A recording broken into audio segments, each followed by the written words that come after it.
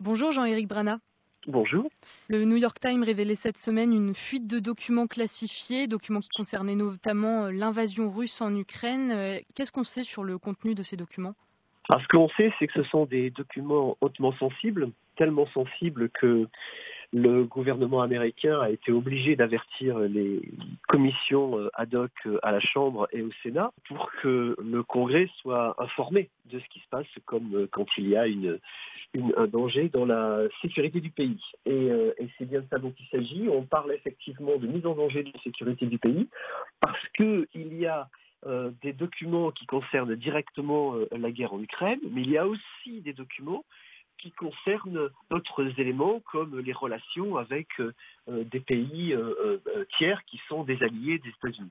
Alors, notamment sur cette question-là, certains documents contiennent donc, voilà, comme vous le dites, des informations relatives au débat interne des gouvernements alliés des États-Unis. Est-ce qu'on peut dire, 10 ans après ces révélations sur l'espionnage par la NSA de plusieurs pays européens, que les États-Unis continuent d'espionner leurs alliés?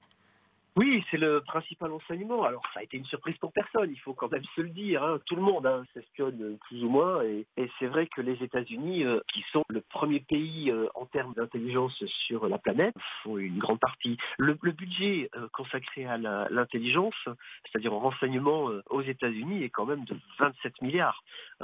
C'est un très gros budget quand on voit que le budget de la défense de la France est à peine de 40 milliards en comparaison pour l'ensemble de la défense.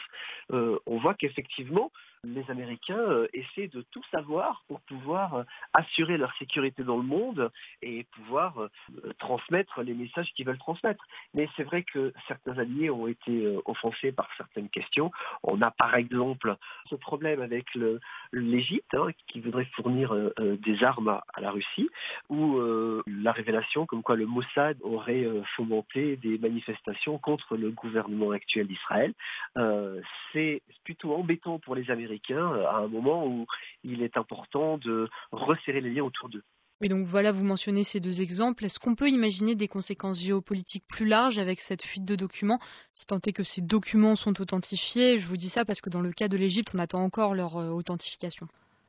Non, je ne le crois pas. Encore une fois, le renseignement mondial fait que tout le monde s'observe plus ou moins et que les Américains viennent de se faire prendre la main dans le sac.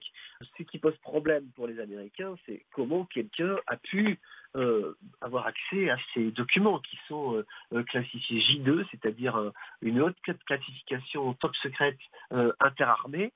Et ça, c'est le véritable problème pour les Américains, parce que la confiance dans le renseignement américain, elle s'en trouve d'autant ébranlée. Et donc le ministère de la Justice a ouvert une enquête ce samedi. Il Oui. examine la validité donc de ces documents et surtout il tente d'identifier la source de ces fuites. Est-ce qu'on en sait plus sur les soupçons pour l'instant? D'où est-ce que ça pourrait venir? Et non, et c'est bien ce qui est très compliqué. Le porte-parole du Pentagone, John Kirby, a été très embêté quand il a répondu à la presse en expliquant qu'il ne savait rien et qu'il demandait à ce que personne n'en parle, parce que là, on est dans la sécurité du pays. Bon, bien sûr, c'est un vœu pieux, mais non, pour l'instant, on est au début de cette enquête. Mais apparemment, ça se remonterait assez vite. Tout le monde a l'air de dire que ça a été fait de façon assez amateur. Et le renseignement américain et le ministère de la Justice devraient, d'après encore une fois ce qui se dit, retrouver assez vite l'auteur de ces fuites. Et j'ai une dernière question. Donc, ces documents ont été diffusés sur Twitter, Telegram, Discord et autres réseaux sociaux ces derniers jours. On a parlé un petit peu des conséquences sur les relations avec les alliés, mais qu'en est-il des conséquences sur les adversaires des États-Unis, auprès de Moscou par exemple? Eh bien, écoutez, toute la question est de savoir à quel point ces documents sont sensibles et vrais, puisque déjà on explique que certains documents ont été caviardés, c'est-à-dire ont été noircis à certains endroits, que d'autres sont déjà obsolètes. Il faut repenser que ces documents ont été révélés il y a un mois. En un mois sur un terrain de guerre, les choses changent très rapidement.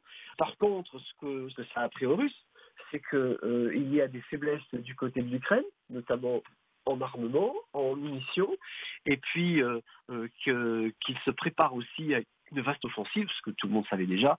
Donc les Russes sont un peu plus avertis qu'ils ne l'étaient auparavant. On va continuer à suivre cette affaire de près. Merci beaucoup Jean-Éric Brana. Je vous en prie.